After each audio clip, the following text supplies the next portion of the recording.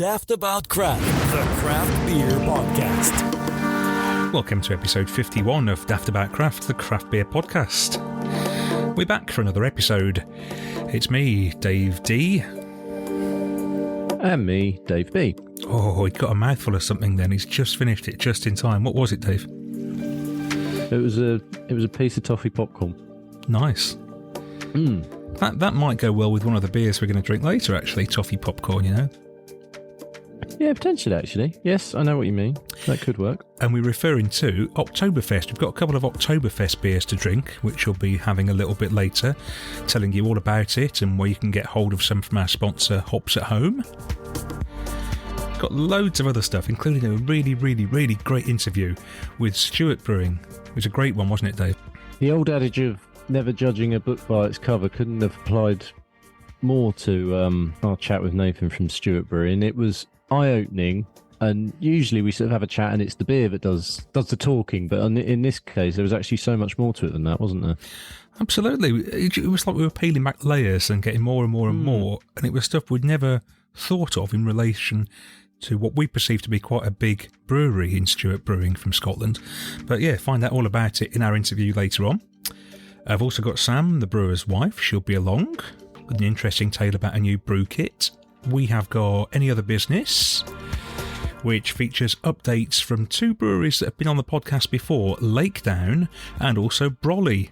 Lots and lots have been going on with those two, so you'll be getting updates from those. We've also got Tried and Tested, and we'll kick it off as we usually do on episode 51 with a feature where we have a beer from a brewery we haven't sampled before. It's called Brew to Me. Dave, what have you got this time? My brewery this time are a little bit different because as much as there's an emphasis on the beer, I actually think it's fair to say that there's more of an emphasis on the art. Ooh, okay. I'm talking about 3am Brewery. In fairness to them, their opening little mission statement on their website: everything we do is shaped by who we are, where we've been, and the people and things that we love. Crafted in collaboration with artists and creators, our small batch brews are a reflection of our passion for pushing boundaries and championing creative expression. So it's all about pushing artwork, pushing art, not just the beer. Everything is a collaboration with an artist. So the beer I'm drinking, for example, is just referred to as an IPA, 4.2% ABV, bold and fruity, and the art is by Heath Kane. So 3am are based in Godalming. Surrey, isn't it? Yeah, so it's Surrey. When they discuss the beers themselves, I think there's not a big effort to try and make something Reinvent the wheel. Mind-blowingly different. Yeah. It's quite core stuff. It's more about showcasing artists and art and making the beers very accessible. I quite like that beer actually hasn't got a name, and I've noticed that quite a bit recently with quite a few breweries. They're just saying, hazy pale or something from such and such a brewery. It's not actually got a name, and that way the beer can just do the talking. Yeah, there is a time and a place for the niche gags and references, which certain breweries are starting to get on my wick a bit because everything is a gag. Yeah, chill out a bit. We don't need a gag every time. Yeah, exactly. We don't need a deep cut reference or something fun, like supposedly funny every time. We can just have a beer being a beer for beer's sake. As I say, this is 4.2% bold and fruity. That's literally the description of it. It doesn't say what hops are in it. Didn't pour a big head. It's quite clear. Somewhat fruity. Okay. I wouldn't say hugely fruity, and I wouldn't also say hugely bold. But are you and I perhaps the kind of people who will say that's bold? I'm not so sure we would. Yeah, that's true. Maybe their audience is a more general audience, not a really crafty audience who would think it's bold. Yeah, I think there's something to be said for that. As Sam, who we'll hear from a bit more in a second, explains, I don't think the beer is the be-all and end-all of it. It's just sort of a vehicle in a way. You actually sent me down a couple of cans of their Strawberry Laces beer, which I have actually had. That was quite nice, but it wasn't massively strawberry.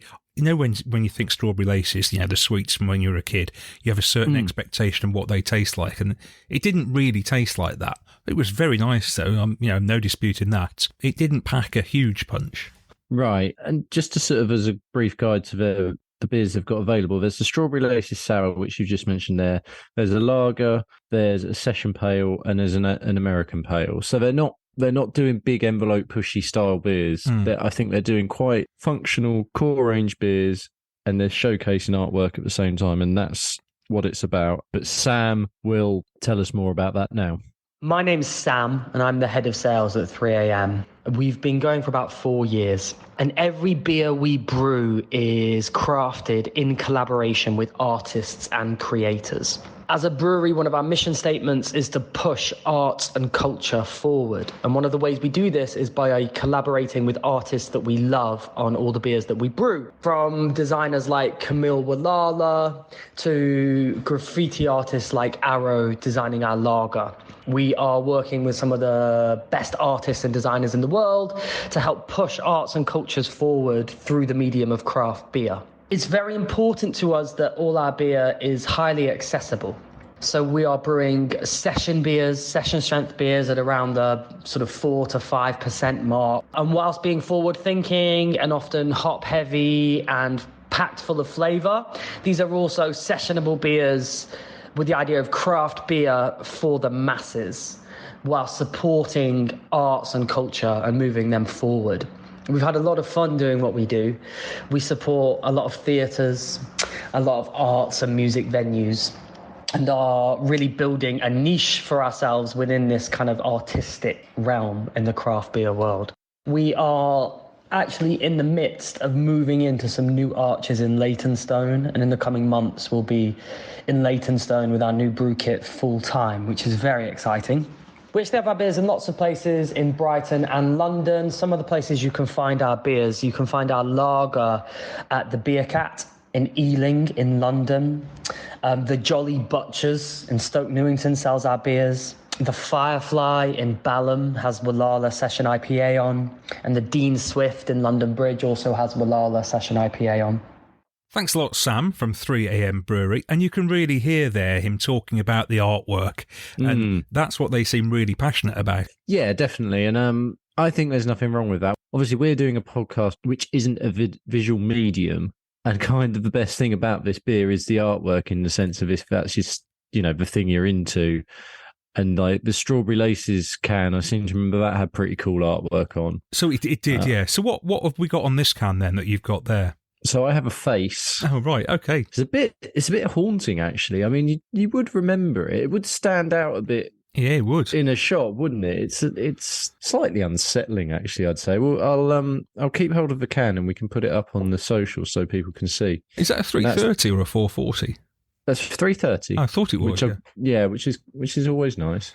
Yeah, strictly from a beer perspective, is it that amazing? No, it's fine. I don't mean that disrespectfully. It's fine. There's nothing wrong with it. Beers can be fine, It doesn't have to be mind-blowing, and this isn't. I probably won't remember this beer that much. Well, I might remember the artwork. I'm going to say, remember the beer. You'll remember the can. But I'd definitely try their stuff. I think the brief that they've set themselves, which is the thing I keep coming back to, is they're not doing anything too amazing.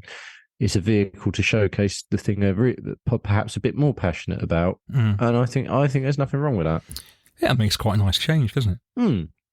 So what have you got? Right, well, I've got a beer from a brewery called Cryche Brew Co. Now, Cryche is in Derbyshire. It's famous for its tramway, heritage tram railway, and they've got all sorts of stuff going on in Cryche connected to that.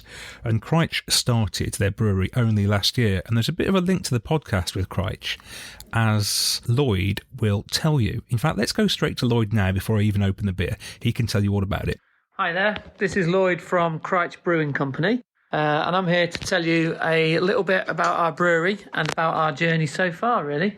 Like a lot of brewers on the Brew to Me section, we started off doing homebrew, and it all kind of started as a bit of a joke. Every year I tried to get tickets for the Robin Hood Beer Festival in Nottingham, and every year I left it a little bit too late to get the tickets, and it always sold out.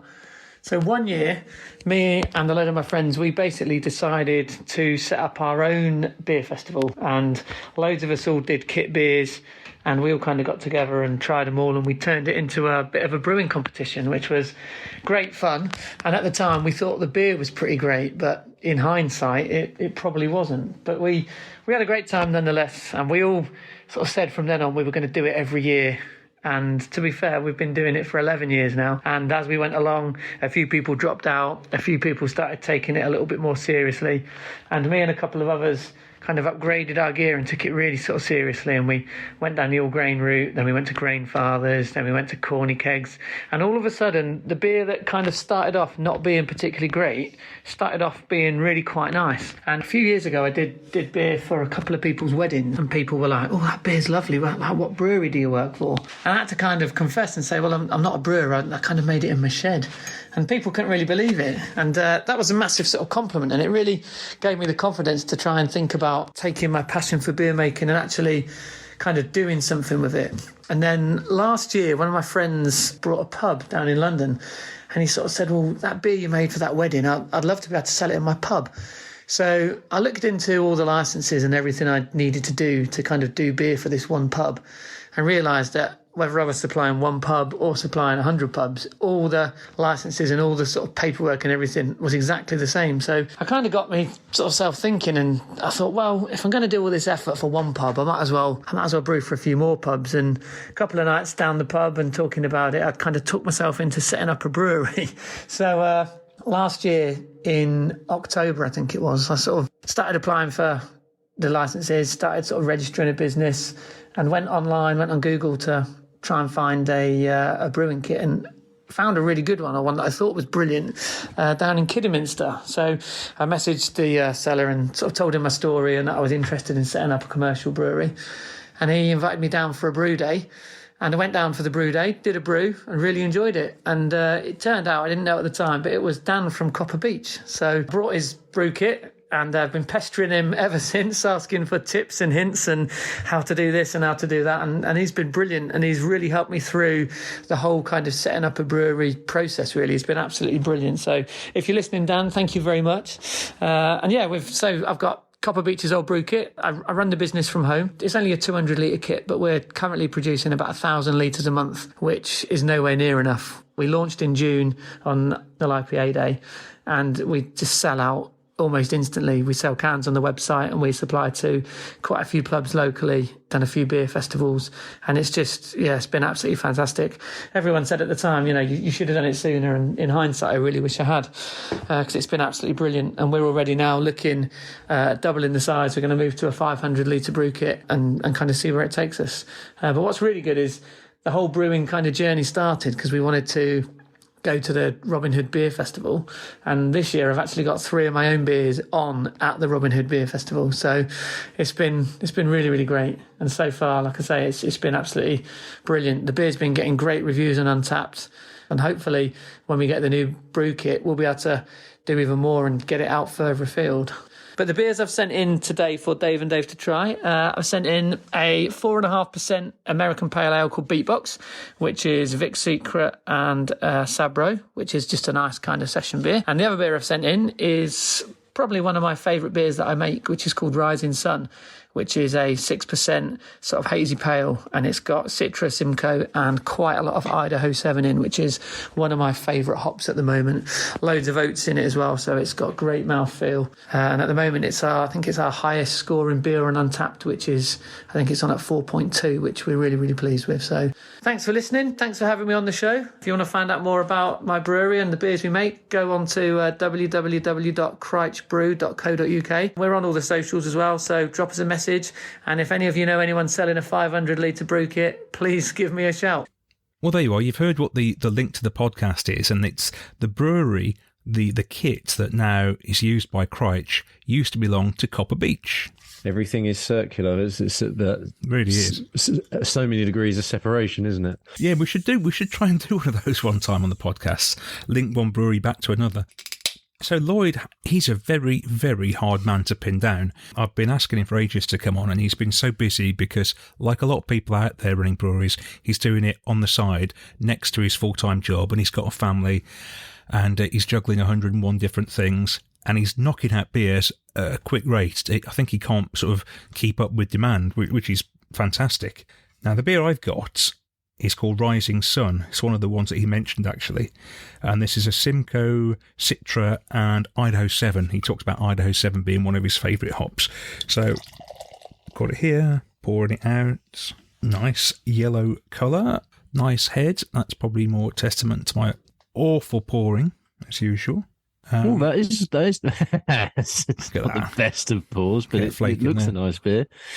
Nice and thick, I'd say. With Idaho 7, if you're not careful with it, it can leave quite a bitter edge. Mm-hmm. And there is a little bit of a bitter edge to this. I'm not complaining, just saying that it's there. But I think the Citra and the Simcoe there is sort of pulling it back a little bit, which is good for me. This is just billed as a hazy pale ale. I didn't notice that. It's 6%, actually. That's... Didn't taste it? No, I didn't expect it to be. I thought it'd probably be about 4, but thinking about it, I think it probably does taste at 6%. Okay. Which we don't say very often. We're always saying, that doesn't taste so. No, yeah, there's a lot of, it could, yeah, I mean, I had a beer last night which was 6, possibly even beyond 6, and it did not taste like it whatsoever.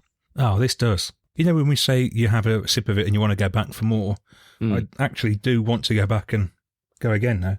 Oh, interesting now. That bitterness at the end seems to have subsided a little bit. Maybe my palate's just got a little bit used to it. And beers, as we've said many, many times, do develop as you go along as well. Now, that's good. That's good. It maybe isn't as thick as it looks, but it's not thin in any way.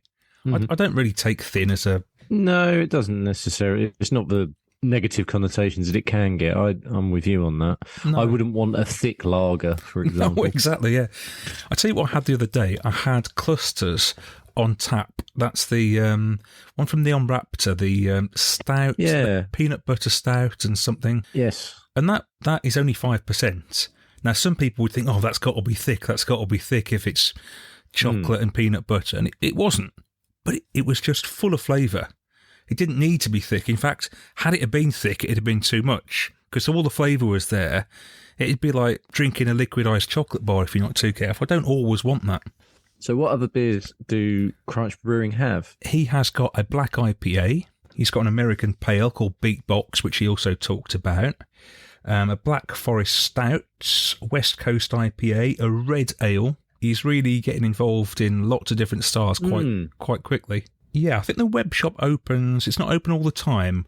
With some of these smaller breweries, the license that they have means they can only open the web shop for certain amounts of time, so many days throughout the month. I see just on this I'm looking at here, it was open on the 22nd and 23rd of September. Keep an eye on it. I'm sure it'll be open again at some point soon. Yeah, it's exciting, isn't it, when you've got a brewery that's only a year old and they've got lots of beers out. And the can art's really lovely, actually. It's really quite striking. I don't know if you can see that, Dave. Oh, okay. And they're all of a very similar theme with the logo up here and lovely sort of silhouetted artwork on a couple of them. It's nice. Also looks quite coastal, even though it's not. But it does, doesn't it, really? Yeah. The red ale is called Foxy, and there's a fox's tail on the front. It's nice. It's all really well designed.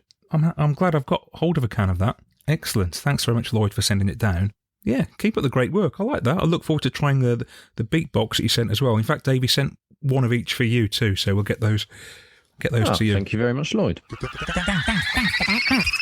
Well, I don't know how many of you out there might have heard of something called Project 7. It's something done by Stewart Brewing, been doing it since August 2018, I think. And we're joined by Nathan Vickers from Stewart Brewing to tell us all about it. How you doing, Nathan? Yeah, I'm doing well. How are you guys? We're good. A stressful evening of sorts, but we've got a nice couple of drinks to have while we talk to you. Well, you're head brewer at Stewart. For the pilot brewery. Right, okay. So not the head brewer for the production side of things. I handle the small, we've got 100 litre kit, 1 hect kit, right, where we do recipe development for Project 7 for new products, that kind of stuff. So the bigger stuff is dealt with elsewhere? Yeah, just because there's another brewer and a head of production that handle the... So you get to do all the fun stuff? Production. Yeah, I get to mess around, come up with new recipes, new ideas, test things out. So it's a lot of fun. Yeah, I work quite closely with the head brewer as well, working with him to develop the recipes, to work out what the brewery's needs are in terms of NPD and other stuff like that. So for listeners who might not have heard of Project 7, do you want to tell us all about it, when it began, why it began, what it is? Yeah, you mentioned it was 2018. It's essentially our small batch series. Stewart Brewing maybe has a bit of a reputation. I don't know what you guys think or know about the brewery, but we've been around for quite a while, since 2004, and a lot of our stuff has been pretty traditional. You go into pubs across Edinburgh, across central Scotland, and you'll see Stewart brewing beer often served in cask. You see a lot of 80 shilling.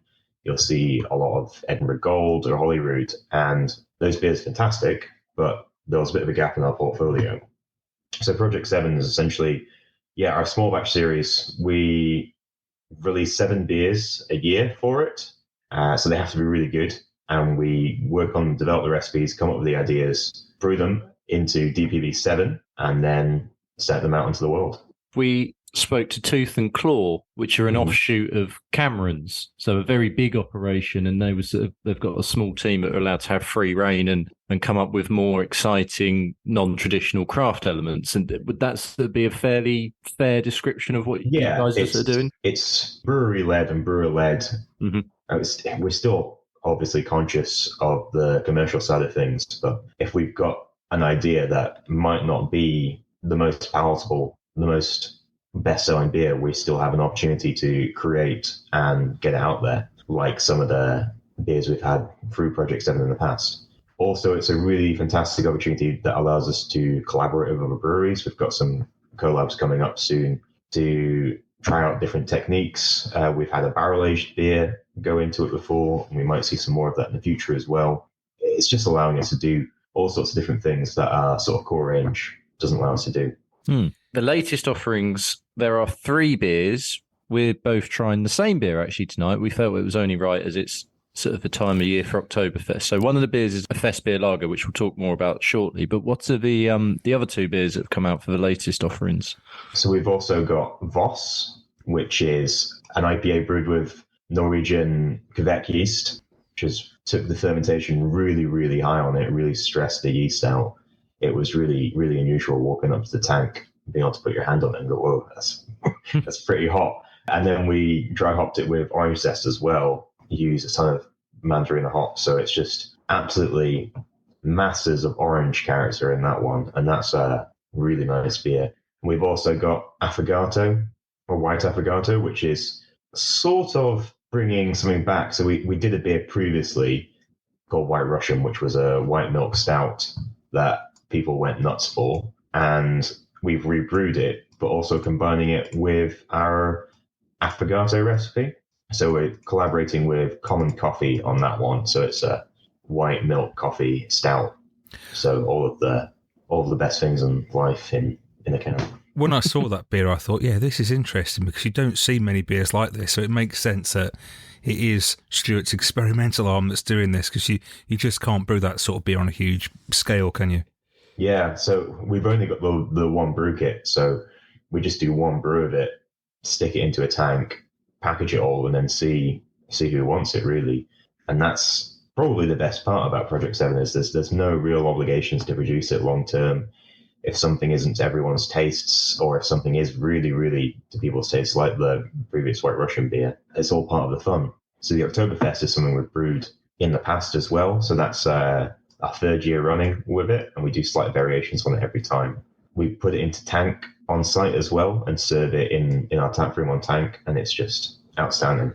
I've just opened it. You've opened it, Dave. What are you thinking? It is well documented that I love the German stuff, and it's the time of year where, as we were just talking before we hit record, that plenty of other craft breweries in the UK are doing their fest beers, and you can also get hold of German fest beers, and Lidl actually. And the best compliment I can give this beer is it would fit in. It matches all the characteristics of a fest beer. It's pretty true to style. 100%. Not malty, quite sweet, bit caramelly, darker in colour for a lager, sort of more of an amber than your light yellow or anything like that. Yeah, it's branded as a fest beer Märzen, so you can see the slightly darker kind of character it's going for over some of the more modern German fest beers. Yeah, it's just sort of a nice drying finish, so you can sort of keep going back to it time after time. It just never dries you out, but it just sort of crisps up a little bit, so you just want to keep drinking Fantastic it. Fantastic in a Stein. Oh, yeah, with a pretzel or something. Yeah. We've got a restaurant on site as well, and we're trying to convince the chefs to do a currywurst pizza. Oh, serve that alongside of it. And I think that'll be a really, really nice evening. Well, yeah, I'll definitely have that with some currywurst. Actually, now you said it, just in a paper tray with the scent over the top of some sort. Yeah, that'd be lovely. What do you think, Dave? Because you're still a bit more. Well, these aren't my sort of beers, are they? As regular listeners will know, but I've nearly drunk the whole can. That's really good, actually. I really enjoyed that. And what you said, Dave, the characteristics, I can pick up on all of those. It's very nice, very, very drinkable. And it's 5.6% as well. So, that'd be quite high on some people's scale. Do you do steins at the tap room? Because I imagine they could be a little bit lethal if they're 2.5 Yeah, pints or 5.6. We've got some liter steins, so and need to get them out and into the bar. But everything else is in schooners, so a bit more reasonable. Do some heavy hitting beers on site as well. So that's another role of the pilot breweries to keep the tap room well supplied. So sometimes you get the odd hankering for something 8-9%, and it does sell. It does shift. Have you got kind of free reign to do whatever you want then? More or less within reason. You've got the dream job. Absolute dream job. As long as I can meet the rest of the expectations that my role has, then yeah, there's quite a lot of pressure for innovation. We've got 18 different taps essentially at the brewery, and depending on production and their side of things, they're only able to fill 14, 15 of them on a really good week. So I've got to essentially procure and produce 4, 6, 8 different beers and have them ready to go more or less every week at all times. So not only do I get to do whatever I want in terms of creative freedom, there's a bit of pressure there to keep innovating, keep creating, keep coming up with new ideas. You must be constantly thinking about new recipes.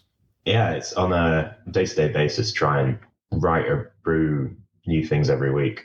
Obviously, you touched upon saying, I don't know what you guys think of Stewart Brewing as a whole. I personally would have had no idea that half of the beers in the Project 7 archive would have come out of Stewart Brewing. There's a white peach champagne pale, a gooseberry goes, a spiced blueberry stout, just to name sort of 3, the white Russian you touched upon.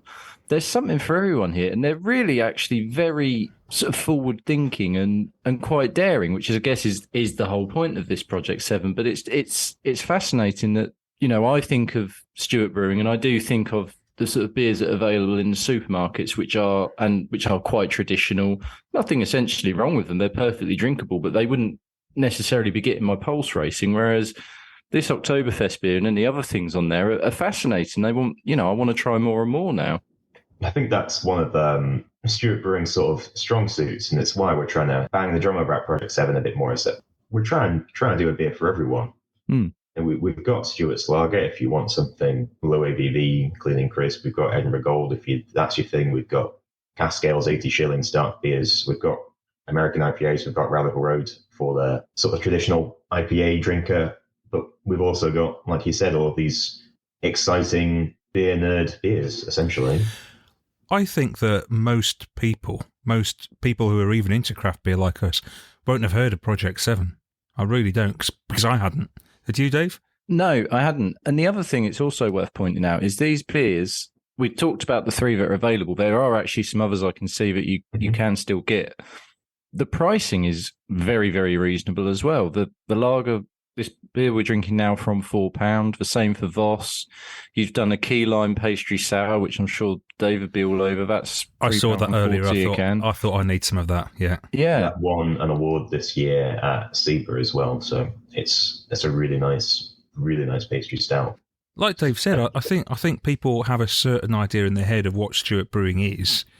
Yeah. Without understanding that there's a lot more going on here and some really interesting beers as well.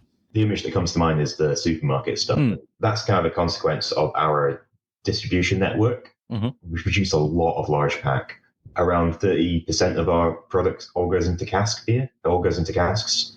So if you're not in the sort of central belt area, northern England, sort of Newcastle's probably as far south as our beer gets, you're not going to see all of our cask specials, all of our large pack stuff. Because we do the Project 7 into cask. Voss on cask is outstanding.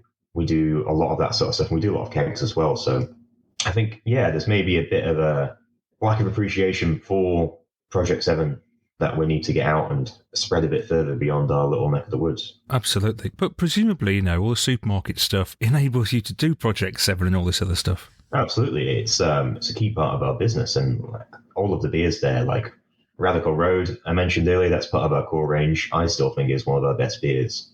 We do tastings every week, and it's just always outstanding. Fantastic hop character on it, really, really resiny, really dank. And when you get a proper pint of 80 shilling as well, I'm not sure there's much better. And the other thing, just to talk about with Project 7, is it's not just the beer which is bespoke, because you have the can art as well. And there's a real push to get every can art is different, because you link up with artists to different local artists to produce the can art depending on the brief. The marketing team works closely with them.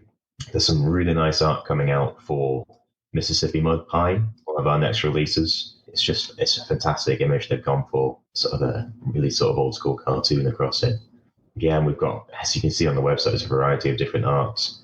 Like the Clara Rosa one's quite nice. That's a beer we brewed for International Women's Day, so the artist has sort of used that as inspiration for their work there. The Voss is a sort of a remake of some of our older Project 7 art. Those cans, the can artwork is a country mile away and more from Stuart's usual fare. Yeah, it's different to our mainline core range, which is, like you said, designed to stand out, to be recognizable as a brand, to do all those fantastic things that individually, artistically branded cans don't quite achieve. That's why it's important that we have both. Yeah, and these ones would stand out in any bottle shop, and also they're the kind of thing that I could see certain ones people would want prints of and things like that, because it all lends itself to more marketing. We've had two that have been landscapes recently. I See Trees of Green and a Gooseberry Kettle Sour as well. We've made little postcards of the art of those because they were such lovely landscapes. It's quite exciting, this, isn't it? I wish we'd have cottoned on to this years ago. Yeah, well, it's been going on for a while. Like I said, we've got 7 beers a year as well. We've not showing any signs of stopping. It's 7 beers throughout the year that you produce in this series. And do they come out at specific times of the year, or just as and when throughout the year? Not super specifically. We have a plan for what's coming out, but things may get pushed around or delayed a bit depending on if the beer's ready. So obviously the Oktoberfest comes out at the same time every year. Yeah. We've got to have it ready for the festival season, but things like the Mississippi Mud Pie or the barrel aging projects that we've got going on, that's more of a question of, is the time right? So how deep are you into this year's Project 7 then? I believe there is the Mississippi Mud Pie, and that's going to get released later in the year, hopefully, depending on if the time is right.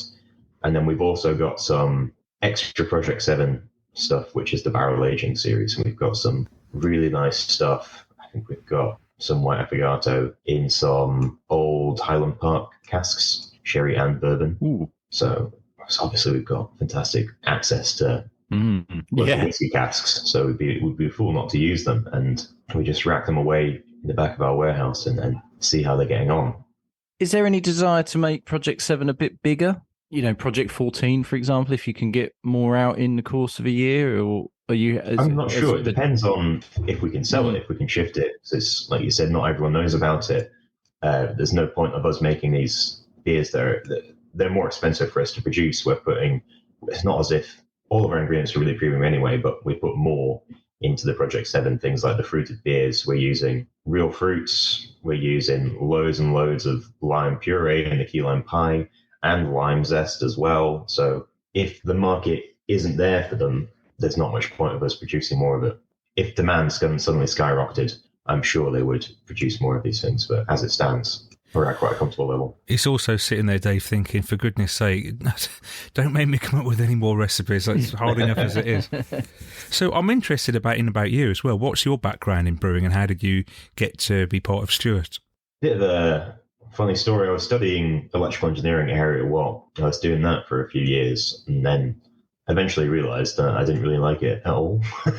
I wasn't really enjoying it, so I took a year out and thought about what I wanted to do. And food and drink has always been a really important part of my life. I really love cooking, really love experimenting with flavours.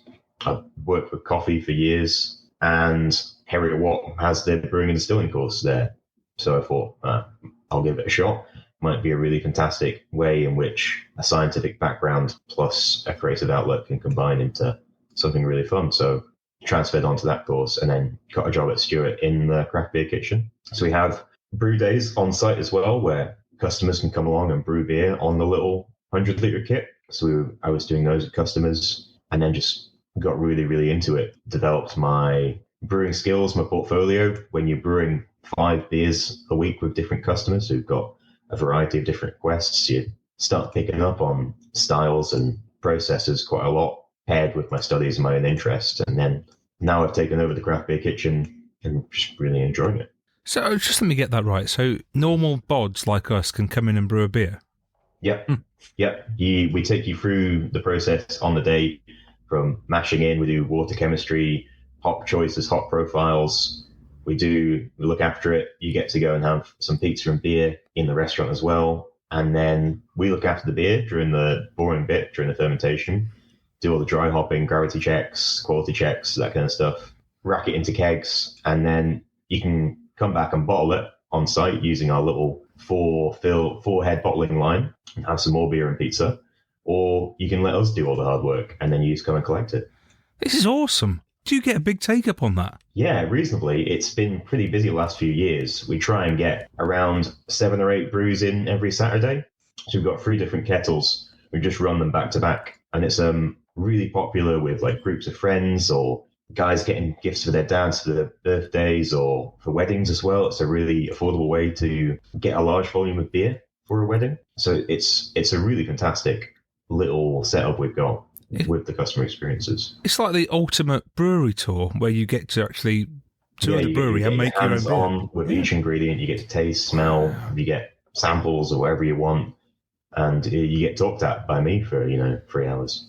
And has there been any beers that have come, like people have made, and you're like, oh wow, like this is incredible? Yeah, we've had some nice stuff recently. We've had some guy brought in a bunch of gooseberries and made a gooseberry lager. That was really lovely. Some people went foraging for gorse, fresh gorse, brought them in, and we made a gorse New England IPA.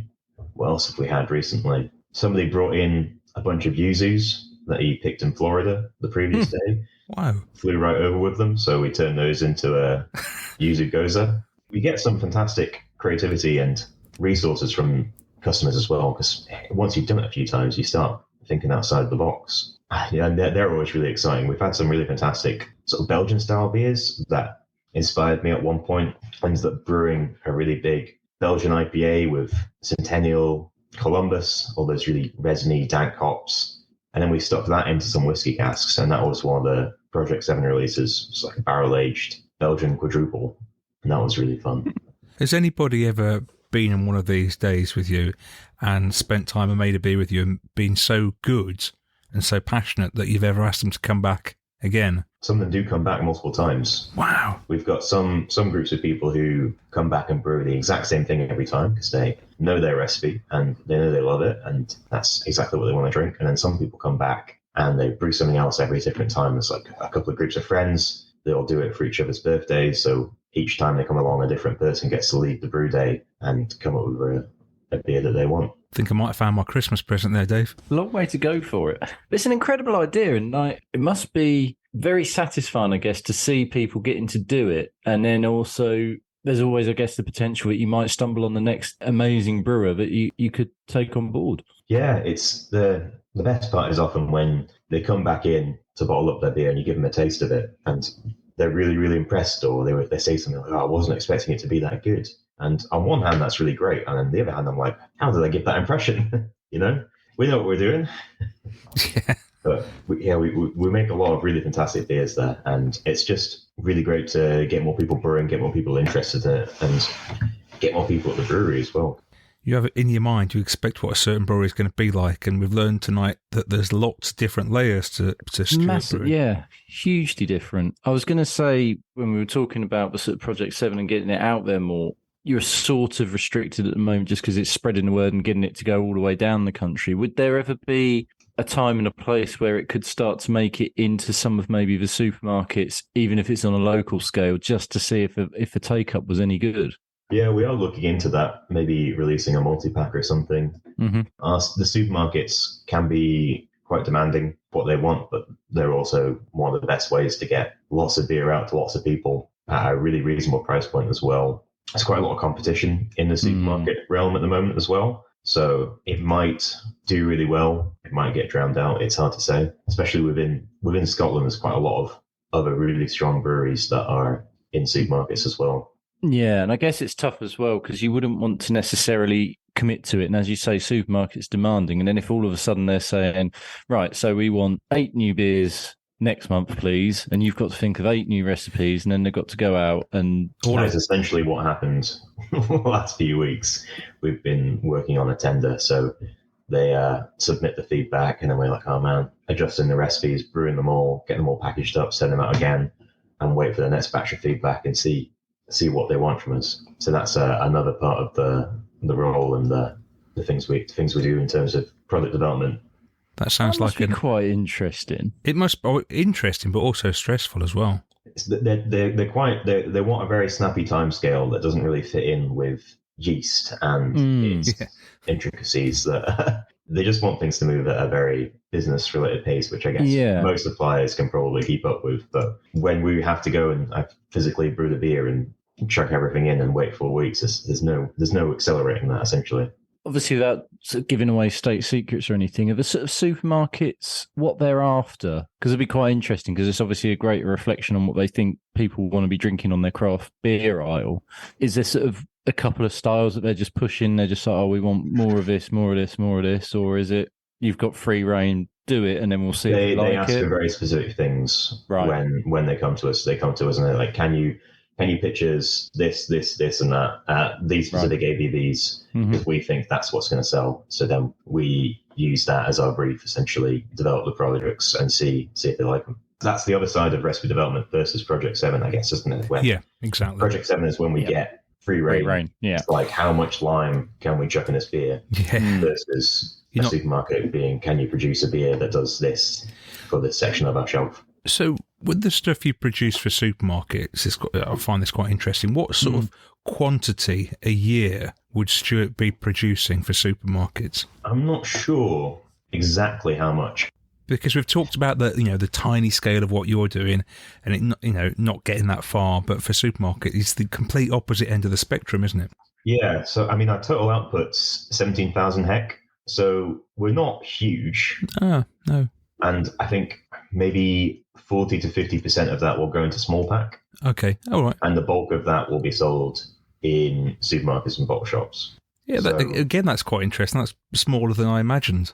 Yeah, I think there's a conception actually that, because I'm down in Ipswich, so I'm very south. I can go to my local Lidl 3 miles down the road and I could get some Stuart Brewing. Yeah. And so therefore, in my mind, before we had this chat, I was thinking, God, these guys must be huge, and then this is the offshoot.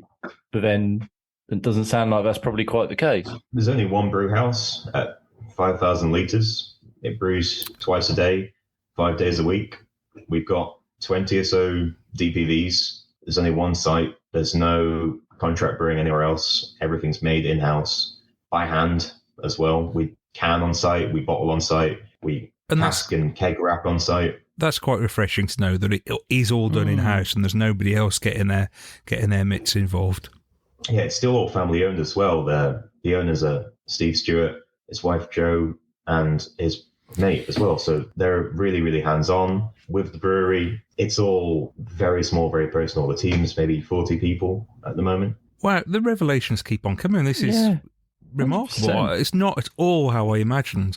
No, you'll have to come up and have a look around and do some brewing with us and see what we're like. 'Cause I think people just get a certain idea in their heads about Stuart, and they don't expect. And I think that's probably what you're battling against the most, because I must admit, I think in my mind it was big faceless sort of corpo brewery who do masses of stuff every day and just churn it out, and then they're doing some craft on the side with this, which is very good. But actually, it's all far smaller scale than I realised. It's really refreshing, as Dave said. I think sometimes when you see a beer in a supermarket, you think, oh, it's in a supermarket, that brewery's massive. And it isn't. It really isn't. It's probably just a testament to our production efficiency that we can get such volume and such a presence. But we're not using any tricks. All of our beer is unpasteurized, unfiltered. It's all 100% barley, no great use of adjuncts. We use real hot pellets. It's all proper ingredients, just done really well. And the brew house just runs all the time, and that's how we can meet demand. Is it literally running 24/7? No, so two brews a day, 5 days a week. Oh, okay. So sort of 7 till 10, 11, Monday through Friday. So we're not quite at the point that we have to do overnight brews. For the festival, which is our busiest time of year, the Fringe Festival, we do brew around the clock. So like June, July is all systems are go. And then we rack everything into kegs and casks like crazy. The delivery drivers go out multiple times a day, just trying to keep Edinburgh watered. And that's a really fun time of year, getting to see how much we can shift in 1 month. Yeah, wow.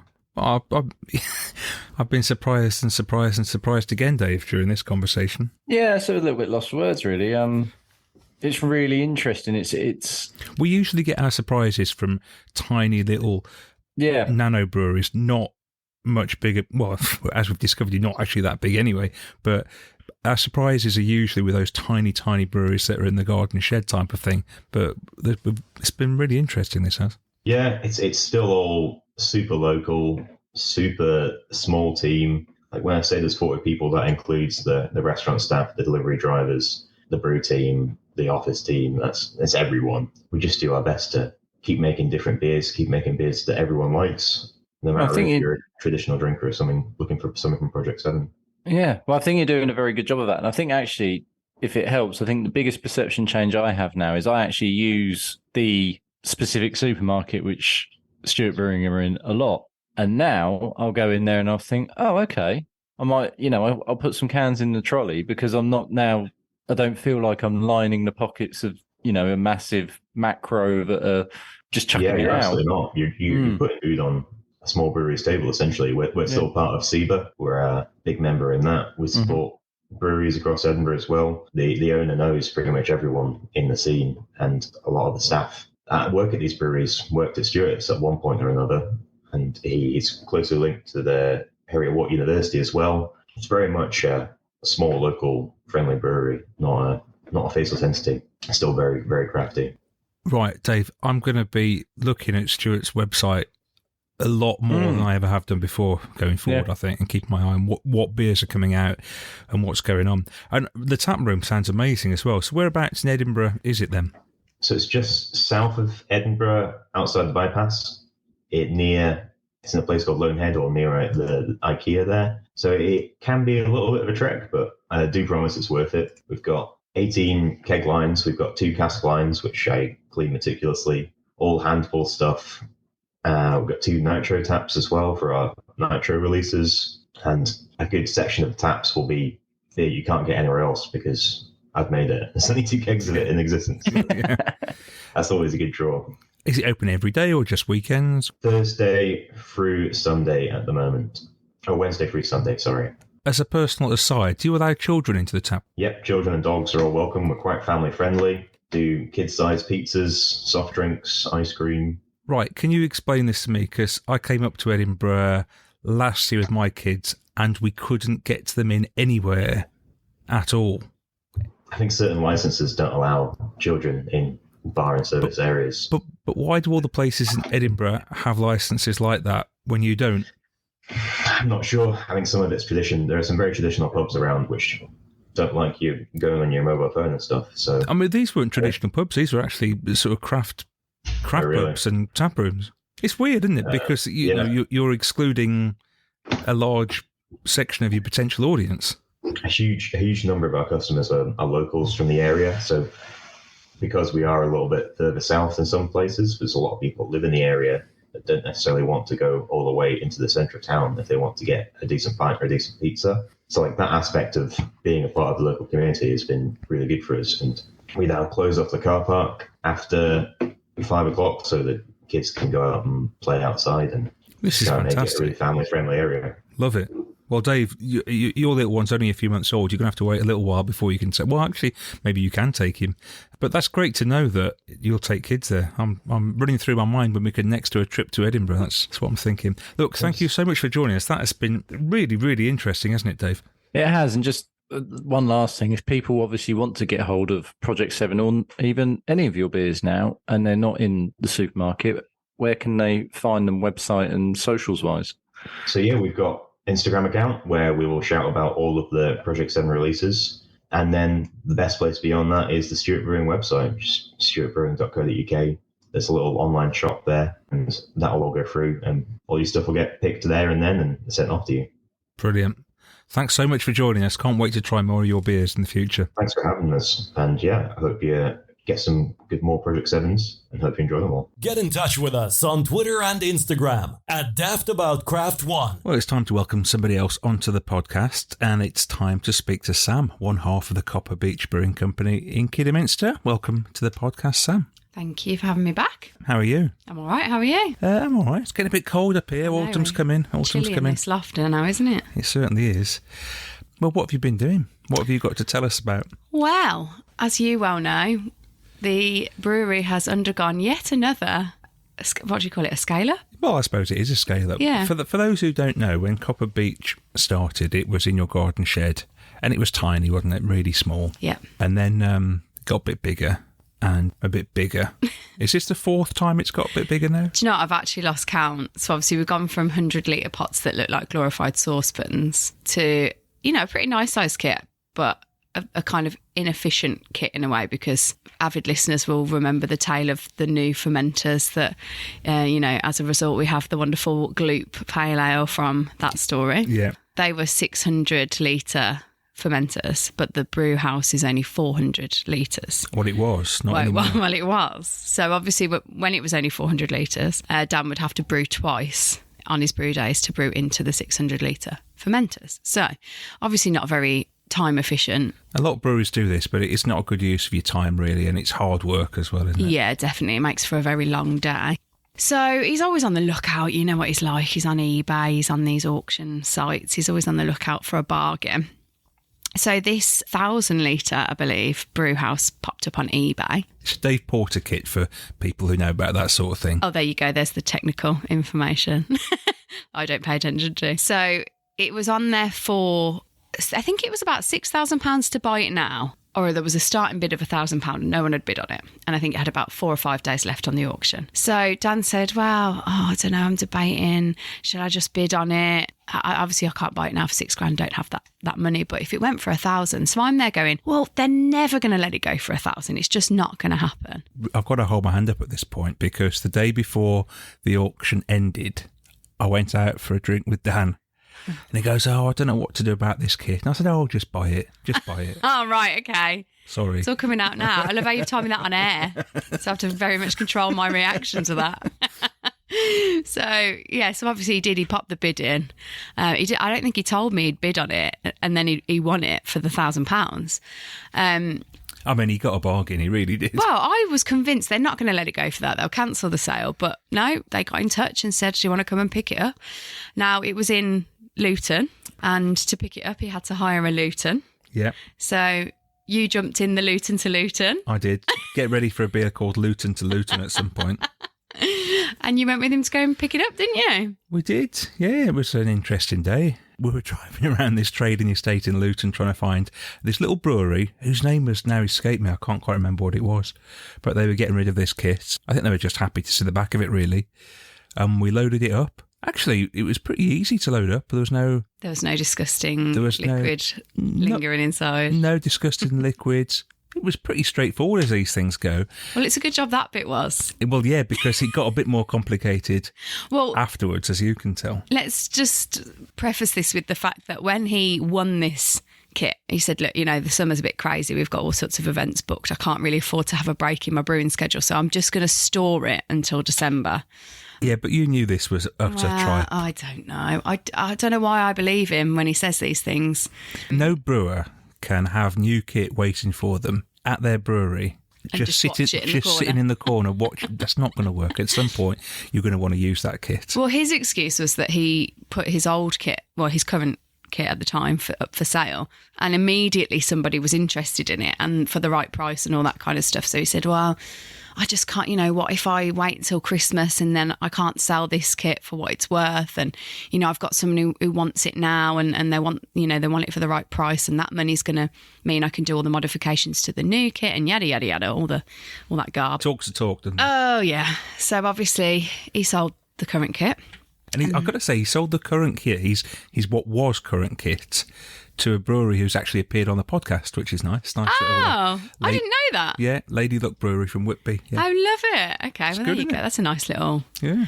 There was a bit of debate about whether the new kit that we've got was Bewdley Breweries originally, wasn't there? Yeah, you see, the thing is, with these breweries, kits go round and they'll pop up, and one brewer will use them and get rid of it to upgrade, and somebody else will have it, and they just sort of go full circle. And we thought for a minute that maybe Dan's kit, his new one that he bought from this place in Luton, had actually been used by Bewdley Brewery nearby to where we are. Turns out it wasn't, no. But it would have been a nice little story, though, wouldn't it? But yeah, but we're hopefully going to have that up and running very soon. So as it stands, as we're recording this now, Dan is installing this new kit. Yeah. So he can't actually brew at this particular moment. Well, actually, he is brewing today. On the yeah, he's brewing on the Grainfather. The Grainfather, that's true. Because he's got a schedule. This one beer that he can't sort of fall behind on. So he's having to brew, I believe, 3 times into the Grainfather. I couldn't say the Grainfather. It's pretty small, isn't it? Yeah. So I believe he's doing a triple brew day today. That must be his first triple brew day. I would think so. Yeah. Yeah, I would think so. That will give him the momentum to crack on and get the other kit up and running, I'd have thought. Yeah, hopefully everybody will get there. But what we should say is, when you buy equipment like this, it's not just a case of getting it back to your unit and plugging it in and pressing go. There's a lot of stuff got to be done. Yeah, wouldn't it be lovely if it's just like a kettle and toaster set? I know. You can just bring it home, plug it in. Do you want to give listeners an idea of the sort of things that have been going on to get this kit ready to brew with? Well, you have to have an electrician come and do all the wiring for it. So luckily we do know a decent electrician who's pretty much done all of our electrical work for the brewery since its first iteration of kit and whatnot in the shed. So he has to come and map out all the wiring and basically get all of that sorted. In the meantime, my dad has to create a new control panel, which, God love my dad, but he doesn't make things easy for himself. I think it would be fair to say he works at his own pace, doesn't he? He doesn't like pressure when the pressure's on. He sort of feels a bit more relaxed if it's not like a deadline. He just makes his own deadlines up anyway, doesn't he?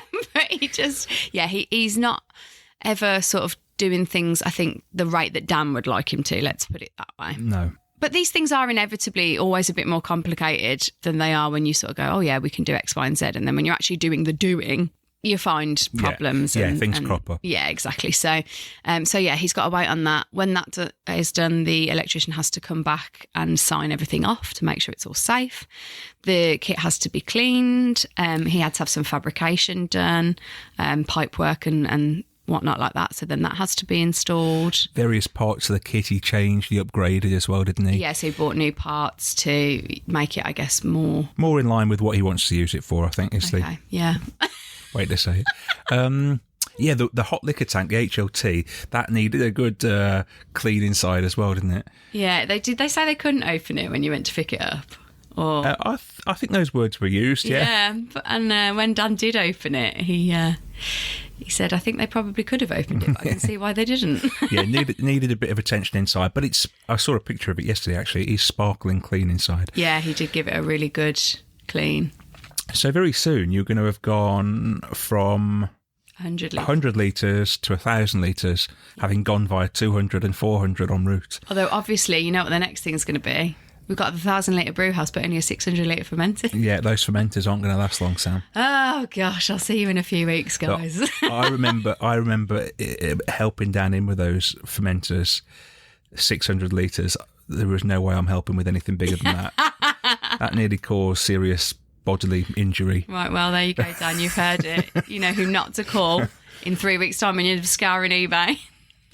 I suppose the thing is he could get some more of that size, although they're not. To be honest, the unit is now so full. Yeah, there's no way. Like, that is going to be the next thing now. Yeah. It's not going to be the kit, it's going to be the space, because the kind of little narrow pit that you've got to walk down between the brew house and the fermenting vessels is very, very small. Yeah, it seems to get a bit narrower every time I go there. It does, yeah.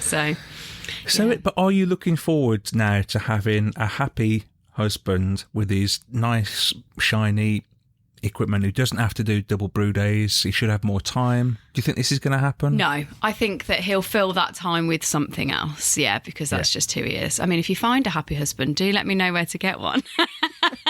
It is very exciting though, isn't it, when you think, you've gone from this little brewery in a shed to one that's making more and more beer. And your beers are getting out there now to some great feedback as well. Yeah, I mean, it is amazing, and it's obviously what the aim was, and you never quite know how these things are going to pan out. And even though it's kind of not making money to the point where Dan's taking a proper wage and things like that at the moment, it's obviously all moving in the right direction, because we wouldn't be able to be doing all these things if it wasn't. So it's kind of nice to feel like there is progress, and fingers crossed in another 6 months' time we'll be sitting here and we'll actually be able to pay our mortgage. Yeah, with a nice big unit, new fermenters, tap room. Maybe a little tap room where you can all come and have a drink with us. Yeah. Got to keep dreaming, Sam. We'll see.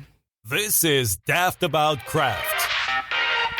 It's time for Tried and Tested now, where we find out which beers have enjoyed drinking the most since our last episode. What you been drinking, Dave? Well, this is a weird one because I'm not recommending necessarily one beer. There were 10 beers, but it feels very apt considering the time of the year, what we're talking about, our interviewee, and another little section that we're doing as well. So everything is Oktoberfest at the moment. I shop at I shop at both of the popular budget brand supermarkets, and the one that sounds like Whittle, they had a pack of 10 fest beers. These were produced by a company based in Germany, I believe, called Kalea, Kalea, and they basically curate these sort of boxes. And they do advent calendars. Frustratingly, the advent calendars are only available in Germany and Austria. You did actually contact them to find out about this, didn't you? Yes, because I was so interested and the pricing was so incredible that I thought it was going to make Katie's life a lot easier, but unfortunately they won't ship any. But basically, the 10 fest beers, they were available. It was £25 for the 10, which is a bargain to begin with. But this wasn't the sort of usual 10 from, your obvious German or Austrian brew houses. This was 10. Now, there were a couple that I recognised, but equally, the majority I hadn't had. And it was just a great way to expose this style of beer to an audience that probably wouldn't be looking for it. So these were fully fledged, proper breweries. There was 100%. There was micro breweries as well. Like a couple of big ones like Hofbrau, Schneiderweiss are in there, but also some really small ones. The ones I'd never heard of, and they do the same for Oktoberfest. They do, as I said, they do the advent calendars. They do 12 beers of Christmas. Really, really interesting stuff. And they obviously take their time to actually go and find these smaller ones and put it all together. That's good. I was excited to get hold of it, and then it didn't actually disappoint. I've had a couple of them have been really nice, and it just, given the time of year, I've been keen to get as many German beers as I can, and to get hold of a bundle like that was very exciting. I did see quite a few people talking about it on the Facebook forums and stuff, and a lot of people seem to be really positive. I didn't really see any negative stuff about it. No, very hard not to, for the pricing and for the actual quality of the beers. They were... Oh, I think I've nearly finished it. I've probably got a couple left, but they've all been very good. There's probably been one that was a bit average, I think, but they've all been... you cannot complain for the price or anything. It was just really interesting. Sounds like they were picked with care as well then. Brilliant. Right, well, I'm going to go for a beer that you're quite familiar with. We've actually had this brewery on the podcast, Tartarus. I've had a bottle of Marshmallow Abaddon at 17% in the cupboard for a long, long time. In fact, I think probably since when Jack was on the podcast, which was probably over 2 years ago. Yeah, I'd say so. I think we had him in the summer of maybe after our first year, around that time. Yeah. So he's probably aged for a good couple of years in the cupboard. And the reason it sat there is not because I didn't like the idea of it or anything, but like just 17%. You're hardly going to whip it out on a run-of-the-mill night and start glugging it back on your own, are you? So we had a couple of people over. I thought, right, let's do this. Let's open it. Some of these massive big stouts can be quite overpowering sometimes and just like sheer alcohol. And we had a couple that same night that were like that, in fact. one from Vocation. But this, oh goodness, this was just superbly well balanced. It's hard to think a 17% beer can be so well balanced, but it was. There's apparently 15 different malts in this beer, and it's just beautiful dark brown colour, Demerara sugary vibe to it, but without being cloyingly sweet or anything. Lovely thick and chocolatey. It was everything you want an indulgent stout to be, but without that added sweetness that you get with a lot of stouts like that. It was superb. It was a straight 5 out of 5 on Untapped, no thinking about it. And that doesn't happen very often. I used to be a bit more generous with the 5s, but not these days. It's rare. I've worn you down. Yeah, you have. And I think over time you get to know what an outstanding beer is. You recognise it straight away, don't you? Yeah. And this was one. So Marshmallow Abaddon from Tartarus. They've done loads of different versions of this over the years. If you ever get a chance to get hold of one, if you've never tried one, do that, because it's just superb. I think I've got an Abaddon still in Dave, my fridge is sat. Save it I've got a whole top year. shelf of beers in one fridge, which are off limits at the moment because I can't drink them on my own. I don't really want to drink them on my own either. I want to. I mean, we get into the season where they can all come out, but sort of it needs to be occasion stuff. And yeah. I remember when I first started buying those big stouts, and you'd look on the back of the bottle of a can, it'd say, goes off in 2027, and you'd think, oh, how's that ever going to last that long? And I think I'm going to be surprised that I've got some stuff knocking around now, which is a good couple of years old. I don't think beers like this can ever really go out of date, as it were. I think they just get better. And that one certainly had done a superb. So 2 great beers we've really enjoyed. And don't forget, if you ever want to let us know what you've been drinking and what you've enjoyed, you can always message us on Instagram, let us know, and we'll give you a shout out. Well, we've mentioned Oktoberfest a few times already on the podcast.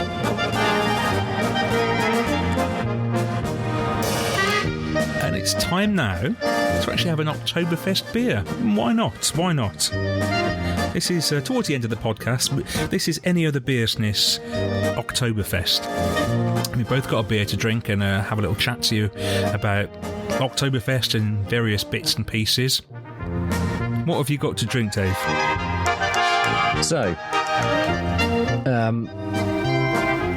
you could go in a variety of different ways, but Oktoberfest, the beer is the fest beer. Actually, before we do anything, tell people about Oktoberfest, because you hear this phrase bandied about so much these days, and everybody's doing Oktoberfest things, and half of these events you see aren't even really Oktoberfest events. No, it's become. Oh, I can't say that. But can I say that word? And it's not. It has become bastardised. Yeah, it has. Yeah. Any sort of event in September and October in the hospitality trade has become an Oktoberfest event. Yes, and traditional Oktoberfest takes place in September. It does not take place in October. That's the first thing. And it is a beer festival. It began in Bavaria, and it has been going since the 1800s. Wow, 1800s. I mean, yeah, it's really only taken off here seemingly in the past few years. Yeah, it's probably in the last, I don't know, maybe 5-7 years. Yeah. Maybe it was here before then, but really, in earnest, it's the last sort of, 5 to 10 years, I'd say. It's basically a celebration of Bavaria, and within Bavaria there is a rich brewing heritage. You have the various beer halls within Munich, 6, I believe. I can't name all of them. That's where it all comes from. It's a big celebration, and with it comes all the sort of Bavarian traditions. So you have your lederhosen, the blue and white, which is the cloud in the sky, which is that's a Bavarian badge. That's what that represents, and that's also why BMW's logo is that, if you're interested. Yeah. Look at him with all these Germany-related facts. Yeah, I might get fact-checked and be incorrect, but I remember that from going round when I went to Munich many, many, many years ago. And yes, beer is part of it, and they will drink them in their masses or steins, as we will say, but they are 2.5 pints. Each year, the brew houses release a beer specific for, or each year they do another fest beer. And a fest beer is a lager. It is a stronger lager. It, inevitably, in craft beer, it's sort of crept in, and there's been a lot of appropriation from breweries doing their own fest beers. So earlier I spoke about all the German traditional ones I've had, and obviously there are craft takes on it. And yeah, I mean, we heard from Stuart about their beer, that we drank as well. Yeah, their Oktoberfest beer. I've got one here. It's Donzoko's Fest beer. Which one have you got? So I've got New Barns, and we got these from our sponsor Andy at Hydrology, who absolutely worked out that there's enough British craft breweries doing their own take on a fest beer. So there's a fest beer pack which you can get on his website. Very well priced, actually. I think it's about 20 quid for 5. Yeah, we thought, yeah, let's get the pack and have a couple of these. I threw a couple of Schlenklas in as well. Excellent. I didn't, because I actually had some Schlenkler in. Do you remember when we had Matthias on and we talked about the red one that was coming out? Oh, yeah, you got hold of it, did you? I did have it, and it was very nice. It was much more mildly smoked than your traditional Schlenkler. But anyway, coming back to fest beers. My New Barns one, now they've really lent into it, in fairness to them. So their description on the back of their can, it's a 5% golden lager that we brewed to celebrate all things heritage barley. We've used Greatest Hits Mega Blend of 10 of our favourite barley varieties. I didn't know there were 10 favourite barley varieties. These often forgotten grains have become part of the fabric of New Barns, and in many ways this beer is the epitome of what we're all about. And they actually list the barley varieties on the bottom, and I've heard of. So you've got Hannah, Plumage Archer, Scotch Anat, Scotch Common, Maris Otter, Golden Promise, Bear, which is Bere, so that's open to debate, Chevalier, Barker, and Isaria. Yeah, heard of all of those, Dave. Yeah, Chevalier and Maris Otter, and that was it for me. No, I haven't really heard of them all. Yeah, but that's interesting, actually, because you've got New Barns who are from Scotland, and Stuart were obviously from Scotland. Is there something about Scotland and these types of beers, do you think? Or is it just coincidence that that's what we've... Well, you say that, and then actually I'm thinking of that pack. Another one is McCall's. Mm. And then you got Verdant, which is right down the other end of the country. But still, sorry, a different country. Yeah, perhaps. It's nice to sort of have a New Barns again. I didn't, unfortunately, when we went on honeymoon. New Barns are in Leith. We went to camper van, as listeners might remember. But anyway, the beer itself, I will say, is still actually traditionally fest beer. Like, I could imagine that being in a Stein, because it does have that German taste to it. It doesn't taste like a macro. It doesn't taste like a Euro lager. There is still that slight depth to it, even though it's not as caramelly. That sort of resonates with the one that I'm drinking as well, Donzoko's Fest beer. 5.6%, not as caramelly as the Stuart one. Quite marmalade-y, if that makes sense. Mm-hmm. Yeah, I know what you mean with that. And Donzoko are obviously very proud of this beer because they've sort of tweeted about it the day it came out. It was second week of September. And they said, it's objectively the best Donzoko beer. Fest Beer 23 is now available. This is the kind of beer that they excel at, isn't it, Donzoko? Reese just loves his lager varieties, doesn't he? It is the kind of thing he is very, very good at. And in fairness, when I think of Donzoko, I think of lagers and the sat. And actually, I think the same with New Barns. I think of them and those sorts of styles that they're very good at as well. You're almost surprised when you see Donzoko doing something that isn't a lager. Donzoko, you think of lager. New Barns, same. McCall's, less so. I think of them doing a few styles, and Verdant. But then the other one, Lost and Grounded with Track. Well, Lost and Grounded, I think of them a little bit more with lager for some reason. I don't know about you. Yeah, I think it's because of their Keller pills, actually. Keller pills is running receptors, isn't it? That's really, that's it. When you go to a lot of micro bars and even brewery taps, they've often got a Keller pills on for people that don't want to drink the more crafty stuff, Talking about Donzoko, did you see that they'd got a link up with a railway company? Yes. To supply their beers on the trains, which is amazing, isn't it? It's brilliant, isn't it? I'd love to go on that railway line where you get to actually have something that's not £6 for a tin of San Miguel or something. Exactly, yeah.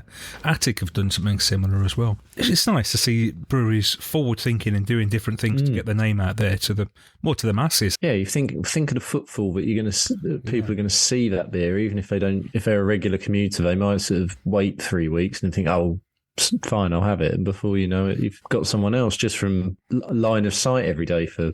Yeah, absolutely. It's clever. It's a clever way to market your product, isn't it? Absolutely. How are you finding your fest beer then? Because there's probably in the last year or so, you've been more exposed to German and Belgian beer than ever before. I know, there was me sort of 2 years ago loving all the sours and shove the lactose in. Now I'm preferring it more stripped back now. You've slowly turned me. You turned me to the dark side, Dave, and now I'm quite enjoying these beers. In fact, I look in the fridge sometimes if I just want a beer after work, and I will sometimes go for a simple lager or something. I don't always need a triple fruited goes, That's where I find these beers come into their own. Obviously, the original stuff you won't often go wrong with, like anywhere. You can't say every German brewery is amazing. There are some ones that put out some averagey stuff, but they're generally good. But now, I found when I had that pack, which I talked about, tried and tested, that was the first beer I was going to have. If I was going to have 2 or 3 in an evening, that was going to be the first beer, because it just sets you up. Yeah, I find. I just think they're so easy drinking, even though they are on the stronger end for a lager. With craft beer, some of the beers you get sometimes, and this maybe is what puts people off from trying stuff, is that the beers themselves can be a bit of a challenge to drink. They're not easy drinking, all of them, are they? No. If you've got a peanut butter stout or even like a 5% IPA where they've said, we've dry hopped this with X amount of, and it's so hoppy with T90 and then we've done this with it, and you should be getting a big hit of mango and papaya, and then all of it. That's brilliant, which is great, but you don't always want it, do you? No, exactly. Sometimes you just want to actually have something that you can just sort of chuck down, but it's still not macro horrible chemically nonsense. It's something that's actually still very nice and drinkable. Anyway, going back to the beers, we digressed again. Really, this is great. I'm really enjoying this. It's they call it a deep gold lager, and I think that's probably a good way to describe it. Deep gold lager is spot on. That's how it should be. Once you've had a few of these, yes, they're never going to do anything wildly different from each other. They're all going to taste vaguely the same. But that's all right. You don't need to have 6 different ones in the same sitting and then be trying to pick out the differences. They're nice to just have 1 or 2, and then if you want something hoppy or you want something stouty, they're lovely to sort of segue into. Yeah, I quite like a fest beer, Dave. Good. Well, hopefully some of our listeners might as well, because as we say, Andy's selling these packs very reasonably priced. Yeah, copsathome.co.uk. When you go to the homepage there, you'll see them. Shove them in your basket and get some delivered. Because, like we said, there's a good range of breweries in there. And, get the pack and you can drink them side by side and have a nice Saturday night with a few fest beers, maybe. You're listening to Dave B. and Dave D. on Daft About Craft, the craft beer podcast. So that's the Oktoberfest bit of Any Other Beersness. We've got a little bit more to come. I was down your neck of the woods recently, Dave, in Norfolk, sort of, next county to you. We were at Sandringham to see The Who. I was walking around and I suddenly saw this sort of stand advertising a charity, and there was some beer cans, and I thought, hold on, I recognise that logo. And it was Lakedown on the side of these beer cans. Then it suddenly struck me that one of Lakedown's founders is Roger Daltrey, isn't it? Do you remember when we had them on? Yeah. I remember when Chris told us about it. And he'd signed some of these cans that they were selling. And I thought, right, we're going to get Lakedown on to tell us all about this. So I've got in touch with them. And here's James from Lakedown to tell us all about that and what they've been up to recently. James here from Lakedown Brewing. Just a bit of an update on what's been going on down here in East Sussex. A few weeks ago, the August Bank holiday, we did a special beer for the charity Super Jam, charity that get instruments into the hands of young kids and hopefully, improve their lives through music. We did it, it's called Ace Face, a Pilsner, and we sold cans, many of which signed by our co-director, Roger Daltrey of Who fame. So that was good. And then following that, we were co-sponsors at the Orvis Fly Fishing Festival down in Hayling Island. So providing refreshment for those fishing on that sunny weekend. So that was good fun. So a bit of fun out in the market, but back to business at the brewery. Previously, we've been contract brewing at Hand Brewery down near Worthing, which had been working beautifully, but that was why we were constructing the new brewery, which I'm delighted to say finally put our first brew through last Monday. It worked that it was green hop time, so we teamed up with our neighbours here, Holland Bees, and took some of their beautiful Browning Cross fresh green hop. You can see them on a bushel of hops on social media. Yeah, got them into the brew kit, and our first brew from New Brewery will be with us next week. So Sussex Green Hop. We followed that on with 3 other brews straight away: our Sussex Pale, our Harmonium, and also our Kicking Donkey Best. So New Brewery up and running beautifully. Beer coming out predominantly from there at Cask this week, and then looking at some of our keg offer like our Silver Lake Pilsner. So all good, all busy, and more to follow soon, I hope. Thanks for the opportunity of giving you an update. Well, thanks very much, James from Lake Down. Thanks for coming in and telling us all about that. So I thought, well, we're getting Lake Down on. Why don't we get another brewery on that we've had on before to tell us about what they've been doing? So I got in touch with Brooke from Brolly, who were on the podcast in February. They've had loads going on, updated the brewery, the tap room, it's all changed, and here he is to tell you all about it. Hello, Daves. It's Brooke here from Brolly Brewing, and thanks for having me back on the podcast. Just updating you on Brolly. We last spoke, I think, mid-January maybe, and I was still sort of mid-negotiations to sort of contract out to move the brewery to Horsham and set up a big sort of brewery tap room. We were, up in the air at that point, and we remained up in the air for quite a while. It was extremely difficult to negotiate in the end because the landlord didn't want us to have people on the premises. So when he saw my business plan showing the layout of the place and what we were going to do, he literally spat his tea out. So it got very close to the edge where we actually thought we were going to go under, to be honest. We had all that crowdfunding money, we had the investor money, and basically all I sat around doing was trying to get the landlord to talk to us, because he just went quiet in January. He just went quiet till about mid-Feb. And I wondered how we were going to get all the crowdfunding money back to people when the platform Crowdfunder UK takes about, I can't remember what it was, like 2% or something, maybe more. So I thought, we're going to hand back all the money, we're going to go broke, and that was that. So it was very stressful. And then I made a bit of a breakthrough by writing to the CEO of the company that owns the unit and the MD, a begging letter, basically. They stepped in, helped, and we got the keys end of March. We opened the doors end of July, and it's been absolutely flying along. I can't brew fast enough. So we'd probably shift one of my brews. I was brewing once a week. We'd probably shift one of the brews within about 3 weeks by selling it into pubs and things like that. So we were, in the last few weeks, we're doing a brew gets drunk directly through the tap room in 4 days, which is just phenomenal. So it's been really successful. We've got a lovely bunch of people working there. We've got a fantastic manager called Ben who's come over from one of the local pubs, and I'm teaching him to brew. So that's wonderful. We've got hands-on people to help me with the process because I'm still doing my day job up in London. We ended up with 12 keg lines and 4 cask lines, so really pleased with that. Couldn't go any bigger. The limitation was the size of the cellar, so we've gone as big as we can with the cellar, and the brewery area is as small as can be. So it's I can't put on any weight if I want to carry on brewing there, put it that way. But yeah, we're brewing some really good beer as well. I feel like the water's just a whisker softer now we're in Horsham, and that's making my life a bit easier with some of the sort of yellow juicy bangers that are flying out so often. And now we're heading into autumn. It's arrived with a bang, isn't it, really? So we're brewing all those lovely, interesting beers that I've had up my sleeve. We were going to do a few collabs, but we've just run out of time at organising them, so I'm sort of going ahead and brewing most of them on my own, sadly. That's because of the day job just dictates when I can brew. So yeah, we've just done a marshmallow and chocolate porter using real marshmallows that we've toasted and put into the copper.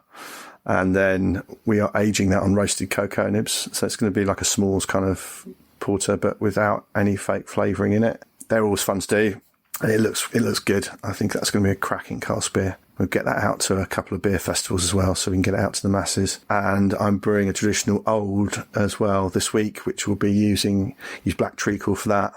some lovely dark malts and English hops. Dark season is upon us, which is great fun for a brewer. So yeah, as we head into the autumn, less of the juicy bangers, although we're still brewing one of those a week. I think I'm doing one with what's the latest juicy bang? I was just thinking Nelson Mosaic and Eldorado is the latest one. It's delicious. It's just carbing up, and we're nitroing a 4% stout called Little Pearl, which I might have sent you a can of. Don't know. That's our little award-winning stout. So decided to nitro it and put it through the nitro tap at the brewery. Brewing beer and then selling it on site, at the detriment to pubs, in my opinion, because I love pubs, and if we were bigger, we need to be bigger, we'd be supplying pubs. At the moment, though, we're just brewing beer on site and selling it on site too. Means that, we really can stretch our legs and brew whatever we want. So, yeah, I've got lots of cheeky brews up my sleeve.